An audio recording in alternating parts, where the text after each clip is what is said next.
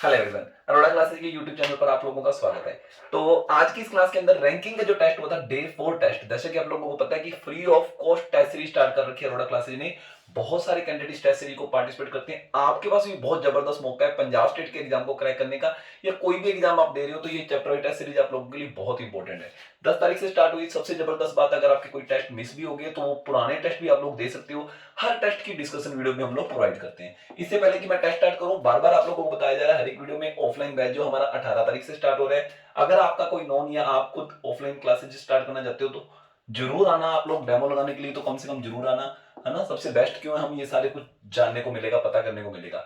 तो सारी प्लानिंग्स बार बार आपको हर एक वीडियो में बताई जा रही है कि 10 तारीख को कैलेंडर चैप्टर का टेस्ट हुआ था, 11 को रेशियो का, 12 को भी रेशियो का, 13 को मार्च को रैंकिंग चैप्टर का। आज की वीडियो में मैं रैंकिंग चैप्टर की सिंगल सिंगल क्वेश्चन यहाँ पे डिस्कस करूंगा। जो जो क्वेश्चन आप लोगों को कम समझ आए थे या दिक्कत आई थी तो वो आज की वीडियो में आप लोगों के डाउट क्लियर हो जाएंगे। संडे को जो टेस्ट हुआ करेगा वो कंबाइंड होगा, जितने टॉपिक अब तक हो चुके होंगे उनका। तो ये सारी की सारी प्लानिंग्स है, ये सारी की सारी प्लानिंग्स आप लोगों को बताई हुई है कि किस दिन कौन से चैप्टर का टेस्ट होना है ना। तो ये 28 तारीख तक की प्लानिंग मैथ्रीनिंग की दी हुई है। बहुत जल्द अगला शेड्यूल भी हम लोग आप लोगों के साथ शेयर करेंगे। तो जो लोग नए हैं चैनल पे, सब्सक्राइब कर लो चैनल को, वीडियो को लाइक कर दो, है ना। अगर आप लोगों को ये स्टेप पसंद आ रहा है अरोड़ा क्लासेज का तो अपने दोस्तों के साथ भी इसको जरूर शेयर करो। इंग्लिश के टेस्ट भी हो रहे हैं, ये हर तीसरे दिन होते हैं। तो अब जो 16 मार्च को टेस्ट होगा ऑब्जेक्टिव का होगा, ये 2 टेस्ट पहले हो चुके हैं। मैं फिर कह रहा हूं, अगर आपने कोई भी टेस्ट मिस किया आप दोबारा अभी भी दे सकते हो, है ना। इसके लिए आप लोगों को क्या करना पड़ेगा, अरोड़ा क्लासेज ऐप डाउनलोड करनी है। हाँ, जिन लोगों के पास आईफोन है वो माई इंस्टीट्यूट ऐप डाउनलोड करेंगे और ORG कोड जो है ARC फिल करेंगे, ठीक है ना। चलो, जैसे ही आप ऐप डाउनलोड करते हो, अपना नेम कॉन्टैक्ट नंबर फिल करते हो, उसके बाद आपको क्या करना है, बैच पे जाना है। सबसे नीचे नीचे देखना होम के साथ बैच बटन बना होगा, प्लस के साइन पे क्लिक करना और ये बैच कोड फिल करना है विदाउट स्पेस। कोई स्पेस नहीं लिखना, मिशन गवर्नमेंट जॉब लिखना, ओके प्रेस करना। हमारे पास बैच रिक्वेस्ट आ जाएगी। जैसे हम रिक्वेस्ट एक्सेप्ट करेंगे उसके बाद आपके पास भी एक मैसेज आएगा। उसके बाद जब भी आप ऐप ओपन करोगे, बैच पे क्लिक करोगे, आपको मिशन गवर्नमेंट जॉब 2021 नाम का एक बैच नजर आया करेगा। उस बैच पे क्लिक करोगे, सबसे ऊपर ऊपर ओवरव्यू, अटेंडेंस, असाइनमेंट, अनाउंसमेंट के साथ बिल्कुल एक टेस्ट नाम का बटन बना होगा, उसको क्लिक करना। उसके अंदर आप लोगों को टेस्ट नजर आ जाएंगे। टेस्ट देने की जो टाइमिंग है वो फिक्स है। पुराने टेस्ट एक बार आप लोगों के लिए ओपन कर दिए, इसका मतलब ये नहीं है कि आगे भी आप लोगों के लिए ओपन कर दिया करेंगे हम हर बार। तो टेस्ट टाइम देने का टाइम फिक्स है, 8 से 8:15 बजे के बीच में टेस्ट स्टार्ट करना जरूरी होता है। अगर आप इस दौरान नहीं स्टार्ट कर पाओगे तो आप टेस्ट नहीं दे पाओगे, ठीक है ना। तो 9 से लेकर 9:15 इंग्लिश की टेस्ट का टाइमिंग है, ठीक है। हाँ, अगर आप हमारे साथ जुड़ना चाहते हो, आप हमारे एक अपडेट चाहते हो कि हाँ छोटी छोटी अपडेट हमको मिला करे, फटाफट अभी अपना नाम टाइप करो, चैप्टर वाइज टेस्ट सीरीज लिखो और हमें व्हाट्सएप कर दो इस नंबर पे। हम आपको अपने ब्रॉडकास्टिंग लिस्ट में ऐड कर लेंगे। जैसी कोई अपडेट आती है, कुछ भी फ्री ऑफ कॉस्ट कुछ भी चीज स्टार्ट होती है या कोई भी न्यूज होती है तो वो आप लोगों को व्हाट्सएप आ जाया करेगी, ठीक है ना। चलो, अगर आप लोगों ने ऑनलाइन कोर्स हमारा ज्वाइन करना है उसके लिए आपको ऐप वापस ओपन करनी है। नीचे नीचे स्टोर बटन लिखा बना होगा, उस स्टोर बटन को क्लिक करो, अपने फेवरेट कोर्स को क्लिक करो। हमारा जो टॉप सेलिंग जो कोर्स सिस्टम चल रहा है वो Punjab state all in one चल रहा है। बहुत ज्यादा लोगों ने इसको ज्वाइन किया है, तो आप भी उसको क्लिक करके उसके अंदर डेमो लेक्चर लगा के उसको परचेज कर सकते हो, क्योंकि उसके अंदर कुछ ऑफर चल रहा है इस टाइम का, सबसे बेस्ट ऑफर चल रहा है। तो आप उसको काफी कम चार्जेस में भी परचेज कर सकते हो। कुछ बात समझ नहीं आई, कुछ बात पूछनी है तो आप हमें इस नंबर पे कांटेक्ट भी कर सकते हो। तो चलो स्टार्ट करते हैं रैंकिंग चैप्टर की टेस्ट सीरीज के क्वेश्चन। हाँ जी, ओके।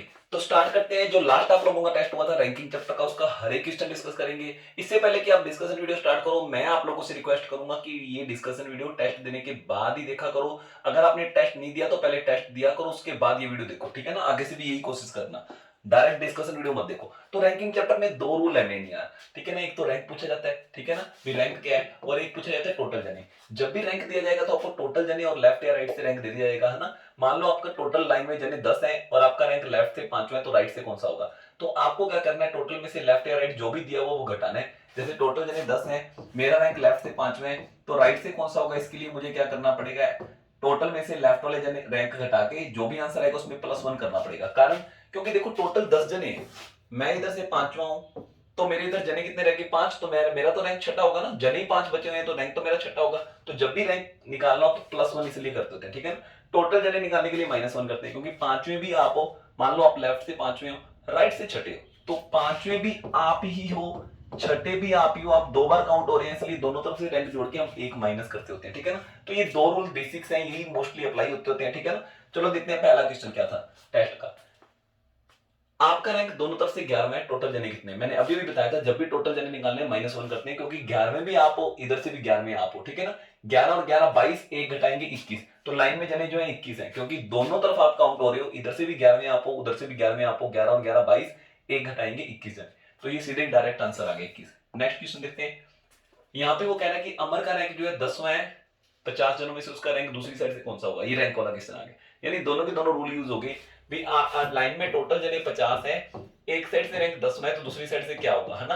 तो आपको क्या करना है, टोटल में से एक साइड का रैंक घटाना होता है 10, 50 में से 10 गए 40, 40 तो जने रैंक कौन सा होगा? 41वां, तो मेरा आंसर आएगा 41।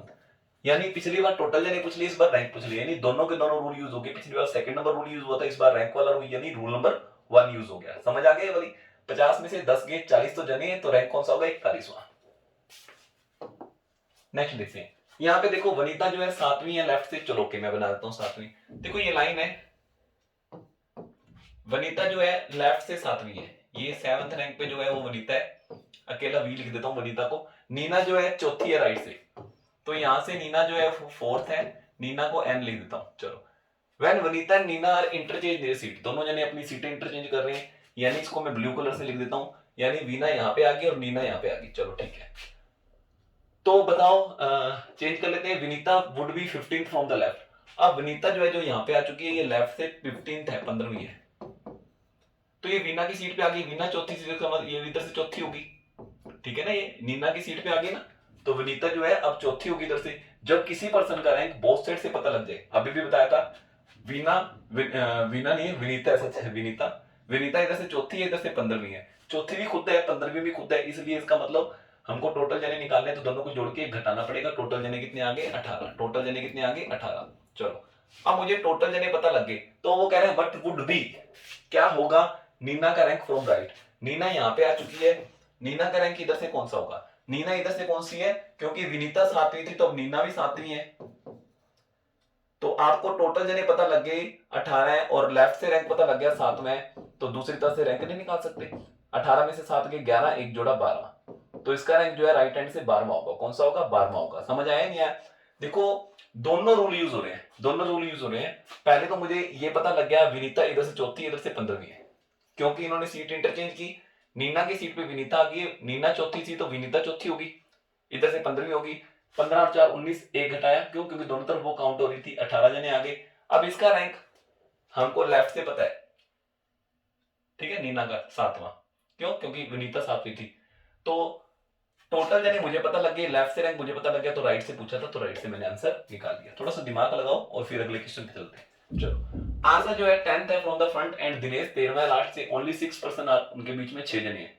बताओ क्लास में टोटल कितने जने होंगे? अब यहाँ पे चक्कर पड़ता है, देखो कई लोग ऐसा सोचते हैं, ठीक है, कि आशा जो है वो ऊपर से 10वीं है, आशा जो है, आशा को ए लिख देता हूं, ऊपर से 10वीं है, और दिनेश जो है नीचे से 13वां है। कई लोग ऐसा बना लेते हैं, और बीच में 6 जने हैं, कहते हैं टोटल जने कितने हैं, तो 10 तो यहां तक हो गए, 13 यहां तक हो गए नीचे, 13 और 10 23, 23 और 6 29। कई लोग सोचते हैं 29 आंसर आ जाएगा, लेकिन गलत। देखो जरूरी नहीं है 29 हो, हाँ 29 की पॉसिबिलिटी है, हाँ जने ऐसे भी हो सकते हैं, लेकिन क्या पता। देखो दिनेश नीचे से 13वां था ना, दिनेश नीचे से 13वां था ना, तो 13 रैंक हो सकता है यहां तक पूरे हो, जरूरी थोड़ी है दिनेश नीचे ही होगा। क्या पता दिनेश, दूसरे जने का नाम क्या था? आशा, आशा से क्या पता ऊपर हो, क्या पता 13 जने यहां तक ही आके पूरे होते हो। समझ आई? यानी कि ये डायग्राम ऐसा भी बन सकता था। मैं एक सेकंड पॉसिबिलिटी लेके चल रहा हूं। देखो मान लो आशा का रैंक जो है ऊपर से 10वां है ना, दिनेश नीचे से 13वां है, नीचे से 13वां, ये लो यहां तक हो गए 13 जने, दिनेश यहां पे है, डी फॉर दिनेश, ठीक है।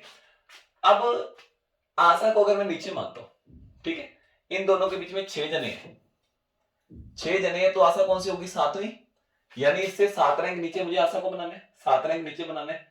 13 में से 7 गए 6 आएगा, यानी कि आशा नीचे से छठी होगी। कौन सी होगी? छठी।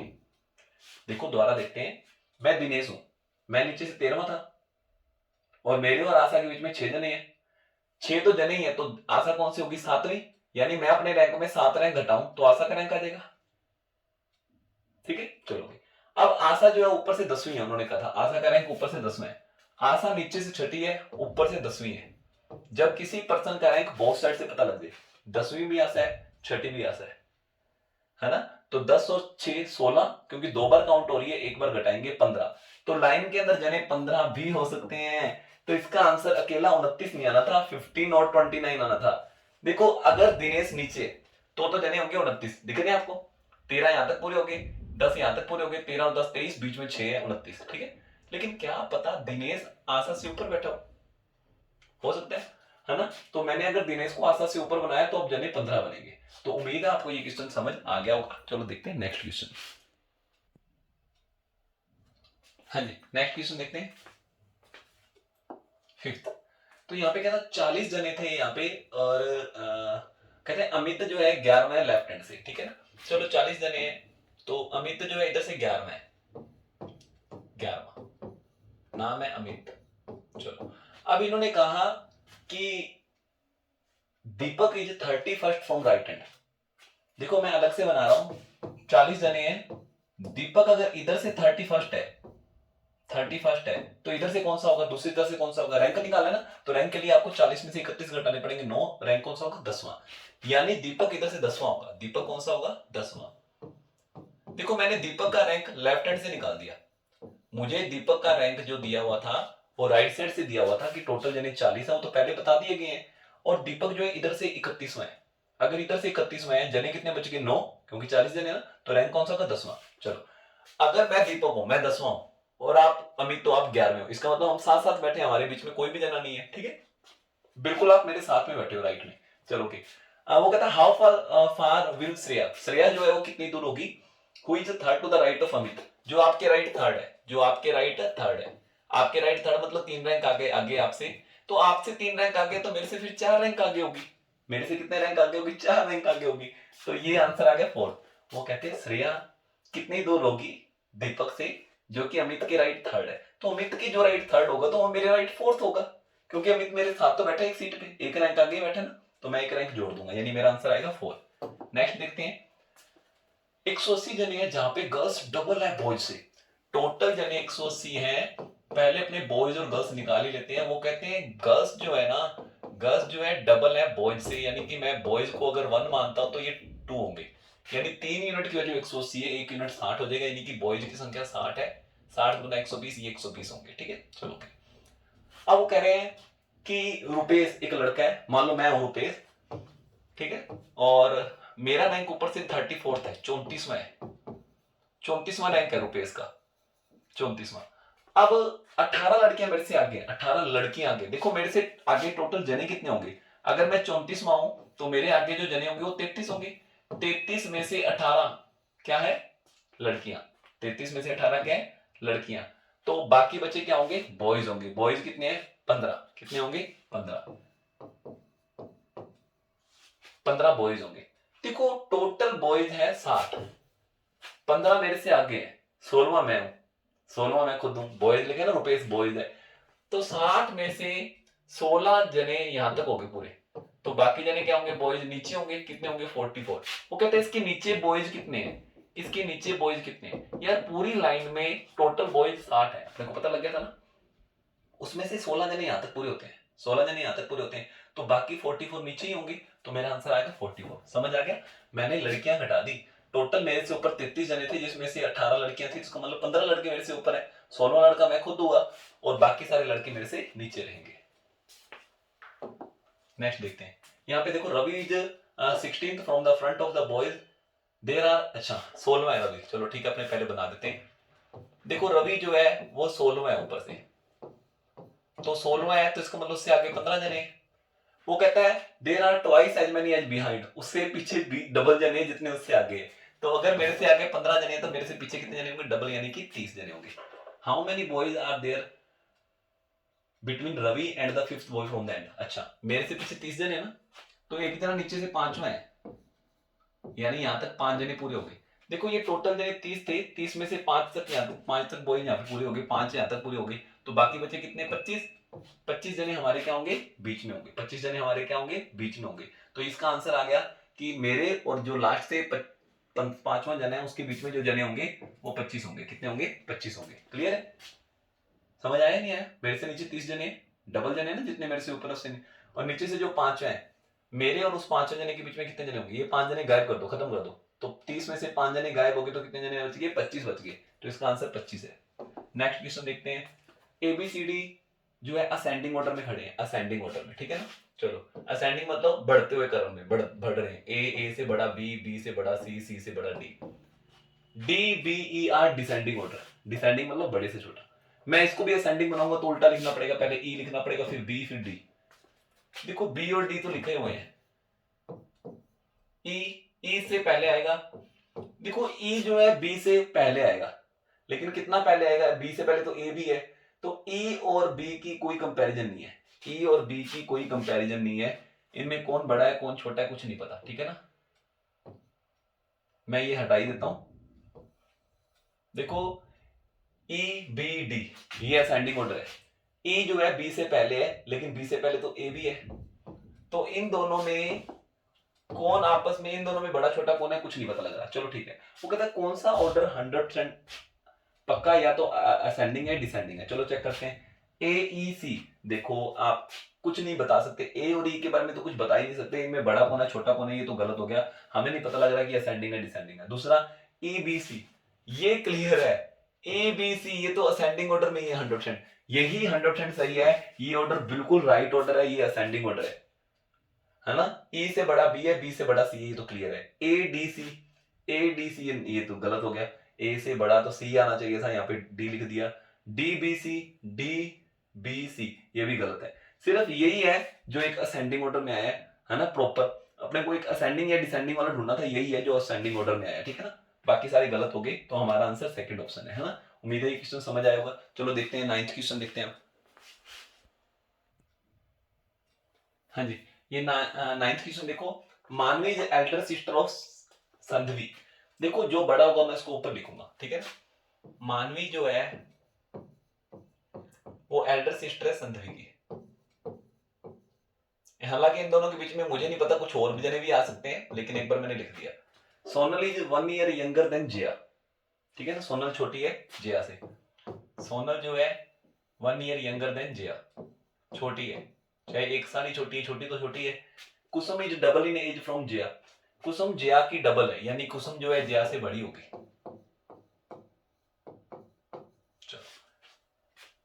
संधवी is only 1 day younger than Kusum, ठीक है ना। संधवी जो है 1 day younger than Kusum, Sandhvi जो है 1 डे यंगर है कुसुम से, यानी संधवी को मैं अगर यहां पे बना दूं, बिल्कुल सही है ये, ठीक है ना। संधवी जो है कुसुम से छोटी है, एक दिन जस्ट, इनका सालों का फर्क था। चलो एक दिन छोटी है, यानी कि जिया से ऊपर होगी और कुसुम से नीचे होगी। चलो ठीक है, मानवी सबसे ऊपर आ गई।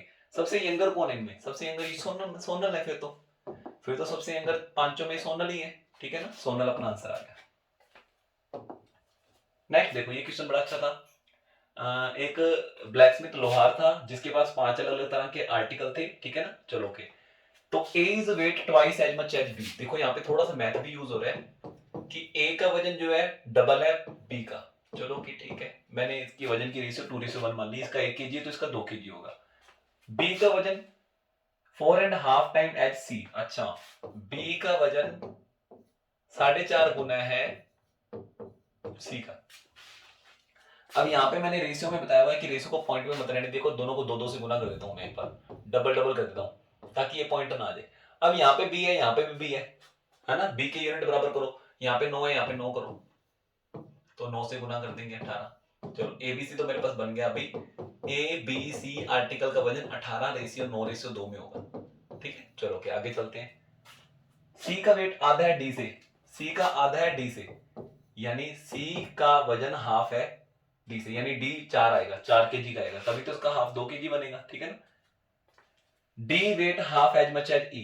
अब डी का वेट आधा है ई से, ये लो ई जो है फिर 8 kg का हो जाएगा। ये लो सारों के वजन की रेशियो आ गई, ठीक है ना। तो मेरे पास सारों के वजन की रेशियो आ गई। यही सारी रेशियो मैं अगले स्लाइड पे लिख देता हूं ताकि अगले स्लाइड पे क्वेश्चन है उनके आंसर देने आसान हो जाए। तो मैंने नेक्स्ट स्लाइड पे लिख ही दिया 18,9,2,4,8, ठीक है। 18,9,2,4,8, ठीक है। 18,9,2,4,8 लिख दिया। चलो ठीक है ओके। किसका लाइटेस्ट होगा? सबसे लाइटेस्ट होगा सी, सबसे कम वजन होगा सी का। मेरे इस क्वेश्चन का आंसर आ गया सी। यदि बी का वजन 36 केजी है, सेकंड क्वेश्चन में वो कह रहा है बी का वजन 36 केजी है, तो 9 यूनिट बराबर 36 केजी आ गया, 9 यूनिट बराबर 36 केजी आ गया। तो बताओ सबसे भारी वजन का वस्तु का वजन क्या होगा? तो 9 बराबर 36 है, तो 4 गुना करना पड़ेगा, इसको भी 4 गुना करो, 18 चौक 72 केजी। वैसे भी इन्होंने कहा था कि इसका वजन डबल है, तो ये 36 है, तो ये कितना होगा? 72 होगा। वेरी वेरी गुड, 72 आ गया। किन दो is lighter than which of the two article? अच्छा, इनको मैं असेंडिंग ऑर्डर या डिसेंडिंग ऑर्डर में अरेंज कर दो, ठीक है ना। डिसेंडिंग में कर देते हैं, सबसे बड़ा सबसे पहले आएगा, सबसे बड़ा ए है, ए से छोटा बी है, बी से छोटा ई है, ई से छोटा डी है, सबसे लाइटेस्ट है सी। ई का वजन इज लाइटर देन, ई किन से हल्का है? तो ए और बी से हल्का है, ई जो है ए और बी से हल्का है। तो 12वें क्वेश्चन का आंसर मेरे पास ए और बी आ गया, 12वें का आंसर ए और बी आ गया। चलो आगे देखते हैं। Which of the following represent the descending order? Descending order A B E D C, A B E D C, A आ गया आंसर, ठीक है ना। ये डिसेंडिंग ऑर्डर है। कितने आसानी से फटाफट सवाल सॉल्व हो गए ना। तो एक बार डायग्राम बनाने की जरूरत थी, 4-5 सवाल इकट्ठे सॉल्व हो गए। अब यहाँ पे वो कह रहा है, इस क्वेश्चन को सीरीज को ध्यान से हम लोग पढ़ते हैं, एक सेकंड। हाँ जी, तो इसमें क्या दिया है, यानी कि थोड़ा सा बड़ा कर देते हैं इसको, थोड़ा सा आपको देखना आसान हो जाएगा। वो कह रहे हैं कि जी और क्यू के एग्जैक्टली बीच में कौन है? जी कहां पे है, मैं देखूंगा जी कहां पे है और क्यू कहां पे है ना, जी ये रहा और क्यू कहां पे ये रहा, इनके एग्जैक्ट बीच में कौन? एग्जैक्ट बीच में। तो जने गिनता हूं कितने हैं, 1 2 3 4 5 6 7 8 9 जने हैं। 4 इधर कर दो, 4 इधर कर दो, और बीच वाला जना आपको मिल जाएगा। 4 इधर 4 इधर, है ना, तो बीच वाला जना एल है। क्लियर है? चलो ठीक। Which of the alphabet is as far from G as T from M है? जितना टी एम से है उतना जी से दूर कौन होगा? टी और एम का रिलेशन कहां पे है? टी और एम, ब्लू कलर उठा लेता हूं मैं, टी और एम ढूंढते हैं। तो टी ये रहा, एम ये रहा। कितने जने इनके बीच में? 1 2 3 4 5 6 जने। टी से एम तक 6 जने हैं। चलो ओके, तो जी से 6 जने दूर देखते हैं कौन होगा? 6 जने बीच में डालने हैं, है ना, यानी सातवां देखना है। जी ये रहा, 1 2 3 4 5 6, सातवां इधर तो है नहीं, इधर ही देखना पड़ेगा। 1 2 3 4 5 6 जने, सातवां एन है। सातवां कौन है? एन। तो इसका आंसर आएगा एन, ठीक है ना। वो कहते हैं टी से एम के बीच में जो रिलेशन है वो जी के साथ किसका होगा? तो जी से सातवां जना मैंने देख लिया, उनके बीच में 6 जने ढूंढ लिए, ठीक है ना। चलो ओके, नेक्स्ट क्वेश्चन देखते हैं। बड़ा अच्छा क्वेश्चन था। वो कहता है इफ एवरी अल्टरनेट, अल्टरनेट मतलब एक छोड़ के एक, alternate letter starting with B is given alphabet is small letter, ठीक है। बी से स्टार्ट होने वाले अल्टरनेट लेटर को अगर हम स्मॉल लिख दें, ठीक है ना, तो मैं बी को स्मॉल लिखूंगा, सी को बड़ा लिख दूंगा, डी को स्मॉल लिख दूंगा, ई को बड़ा लिख दूंगा, है ना, एफ को स्मॉल लिख दूंगा। ये देखो बी जो होता है वो दूसरे नंबर का अल्फाबेट है, तीसरा चौथा पांचवा छठा। इसका मतलब क्लियर हो गया, जो इवन नंबर पे आएंगे इवन नंबर पे आएंगे, ठीक है ना। इवन नंबर वालों को तो आपने क्या लिखना है? छोटा, और ऑड वालों को क्या लिखना है? बड़ा। तो सितंबर मंथ की स्पेलिंग क्या होगी? देखो पहले मैं आप लोगों को सितंबर की स्पेलिंग बता दूं, ठीक है। SEPTEMBER, है ना। एस होता है 19वें नंबर पे, 5वें पे, 16वें पे, 20वें पे, 5वें पे, 13वां अल्फाबेट होता है दूसरा। ये याद होना चाहिए आप लोगों को, ध्यान रखना, ठीक है। चलो अब ध्यान रखना, इवन वालों को क्या लिखना है? छोटा। इवन वालों को क्या लिखना है? छोटा। ओड वालों को बड़ा ही लिखना है, ओड वाले बड़े लिख दो। इवन वालों को छोटा, ये पी छोटा आएगा, ठीक है ना। इवन वाले को छोटा, ये टी भी छोटा आएगा। ओड वाले बड़े लिखने हैं, ओड वाले बड़े लिखने हैं, इवन वाले छोटा लिख देंगे। इवन वाले, ओड वाले बड़े लिखने हैं, इवन वाले छोटे। तो ऐसी सेम स्पेलिंग आपको चेक करनी है। ऐसी सेम स्पेलिंग किसकी है? तो डी ऑप्शन में हमारी इसमें सेम स्पेलिंग आ गई है, ठीक है ना। मैच कर लो, है ना। तो बिल्कुल सही आंसर है डी। वैसे ये इवन ओड वाला रटोगे बहुत ज्यादा बेस्ट तरीके से जल्दी आंसर आ जाएगा, ठीक है। चलो अब नेक्स्ट देखते हैं। यहाँ पे देखो इस क्वेश्चन के अंदर क्या था, हालांकि हिंदी में भी लिखा हुआ है, मैं चलो एक बार इसकी इंग्लिश बड़ी कर देता हूँ। यहाँ पे दो कैटेगरियां चल रही थी, दो कैटेगरियां चल रही थी, ठीक है। चलो ओके, देखो इसमें क्या चल रहा था कि एक तो हाइट चल रही थी, एक वेट चल रहा था, ठीक है। तो मैं यहाँ पे दो डब्बे बना देता हूँ। हाइट की बात होगी तो मैं इसको इधर लिखूंगा, और वेट की यानी वजन की बात होगी तो मैं उसको इधर लिखूंगा, ठीक है ना। तो जने कितने? 7 जने हैं, 7 जने। तो मैं यहाँ पे 7 नंबर भी लिख देता हूँ ताकि हमको कंफ्यूजन ना रहे। पहला नंबर, दूसरा नंबर, तीसरे नंबर वाला जना, चौथे वाला जना, पांचवें वाला, छठे वाला जना और सातवें वाला जना, ठीक है। चलो अब ध्यान रखना, जो वजन से रिलेटेड बातें आएंगी वो मैं इसके नीचे लिखूंगा जो समझ नहीं आएंगे, और जो हाइट वजन से रिलेटेड बातें होंगी, हाइट वजन वाली बातें इसके नीचे लिखूंगा जो समझ नहीं आएंगी, ठीक है ना। थोड़ा सा दिमाग लगाना है। अगर वो लाइट हैवी बोलता है तो आपको वजन मानना है उसको, ठीक है ना। अगर वो टोलर शॉर्टर बोलता है तो उसके नीचे लगाएंगे, ठीक है। चलो कि कोई बात नहीं, एक एक लाइन बिल्कुल आराम से पढ़ेंगे हम। ये 7 जनों के नाम दे दिए इन्होंने। चलो कि that tallest one is not the heaviest. अच्छा, इन्होंने कहा जो टॉलेस्ट है, टॉलेस्ट वाला जो होगा वो हाइट इधर आएगी, ध्यान ध्यान रखना, ठीक है ना।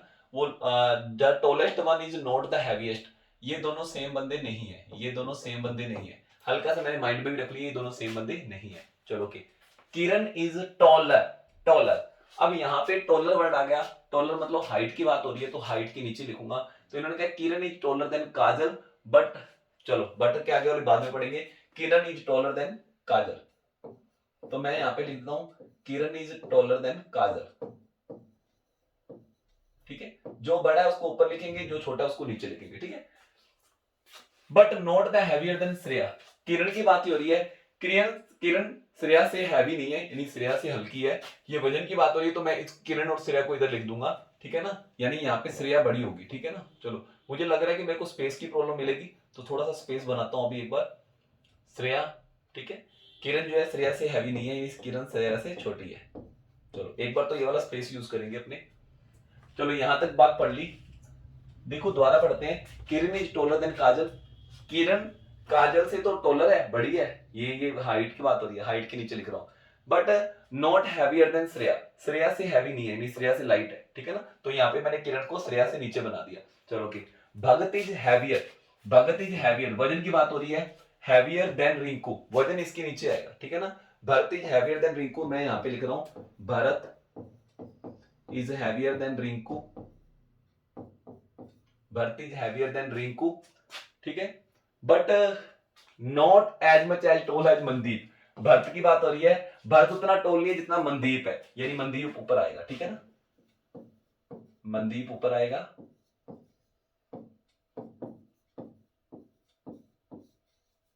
चलो, तो यहां तक होगी बातें।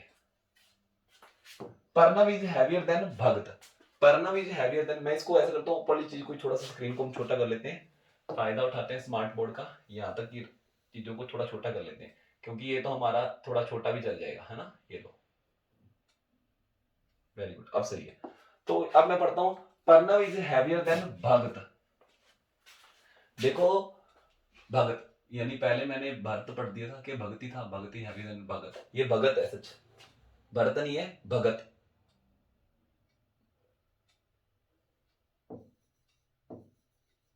भगत, वो कह रहा है कि पर्णव इज हैवियर देन भगत। देखो भगत रिंकू से हैवियर था, अब भगत से भी हैवियर एक जना आ गया, तो मैं इसको भगत के ऊपर ही बना देता हूं। अरे तू क्यों हिल रहा है,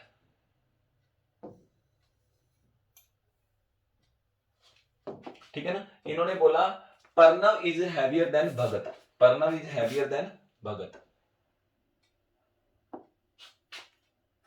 तो पर्णव यहां पे आ गया, ठीक है। ये तीनों का रोल इकट्ठा है, ये अलग हो गया, ठीक है।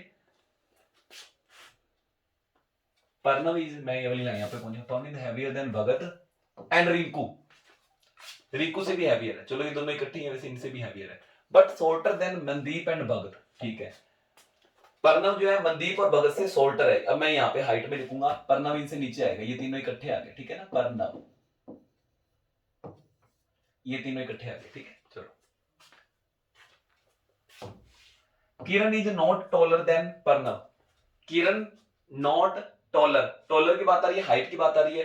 किरण पर्णव से टॉलर नहीं है, नहीं किरण इससे नीचे आएगी, यानी किरण और काजल इनसे नीचे आएंगे। ये लो जी, किरण जो है पर्णव से टॉल नहीं है, यानी पर्णव के ऊपर नहीं आ सकती, पर्णव से नीचे आएगी। तो मैं ये सारे के सारे जने ऊपर ही ले जाता हूं। ये लो, ये लो, 5 जने तो हो गए, 7 जने ना टोटल, 5 जने तो लग गए लाइन। किरण जो है पर्णव से टोलर नहीं है, ये पर्णव से शॉर्टर है, तो ये 5 जने तो बन गए। बाकी के 2 जने यहाँ पे बीच में आएंगे, यहाँ आएंगे, एक ऊपर आएगा, नीचे आएगा, कुछ नहीं पता लग रहा अभी, ठीक है। Shreya is not taller than Kajal, अब टॉलर की बात आ रही है। Shreya is not taller than Kajal, Shreya जो है काजल से टॉलर नहीं है, काजल से शॉर्टर है, तो यहाँ पे श्रेया यहाँ पे आ जाएगी। यार सारा का सारा बहुत आसानी से बन रहा है, बस थोड़ा सा दिमाग लगाना है कि कहीं टॉलर वाली बात इधर ना लिख दें, है ना। Shreya is not taller than Kajal and also not heavier than Rinku. Shreya जो है रिंकू से हैवियर नहीं है, रिंकू से नीचे है, श्रेया यहाँ पे आएगी, ठीक है ना। ये लो श्रेया यहाँ पे आ गई, यहाँ पे भी लगभग हमारे पास 3-4 जने ये रहे। हाँ सच, ये श्रेया पहले से बनी हुई थी, यहाँ पे नीचे मैं इरेज कर देता हूँ। श्रेया जो है रिंकी से लाइटर है, यानी रिंकी ऊपर आ जाएगी, रिंकू ऊपर आ जाएगा यहाँ से यहाँ पे, ठीक है ना। श्रेया जो है रिंकू से नीचे होनी चाहिए, तो या तो मैं इसको नीचे ले आता हूँ या इसको ऊपर ले जाता हूँ। चलो इसको नीचे ले जाते हैं। श्रेया जो है वो रिंकू से नीचे आएगी, ये लो, ठीक है। चलो यहाँ पे भी 5 जने बन गए मेरे पास।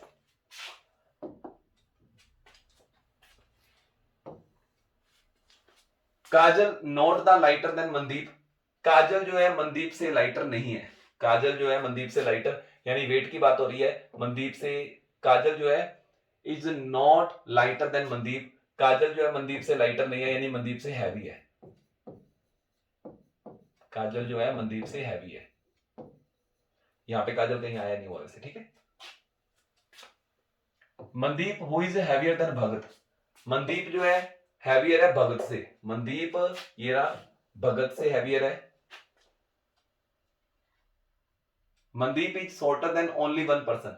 मनदीप जो है केवल एक ही जने से छोटा है। देखो 1 2 3 4 5 6 जने आगे, मनदीप एक ही जने से छोटा है, इसका मतलब 7वां जना इससे ऊपर आएगा, जो भी बच गया वो ऊपर आएगा। सारे के सारे नेम क्लियर हो गए यहाँ पे तो, ठीक है ना। Mandeep who is shorter than only one person, एक ही जने से छोटा है, तो मनदीप यहाँ पे आएगा, ठीक है। मनदीप यहाँ पे आ गया, भगत यहाँ पे आ गया, ये भगत है, भरत लिख देता मैंने, भगत, प्रणव, किरण, काजल, श्रेया, एक जना जो बच गया वो ऊपर आ जाएगा, ठीक है। चलो Pranav is not the second heaviest, is lighter than Mandeep, ठीक है ना।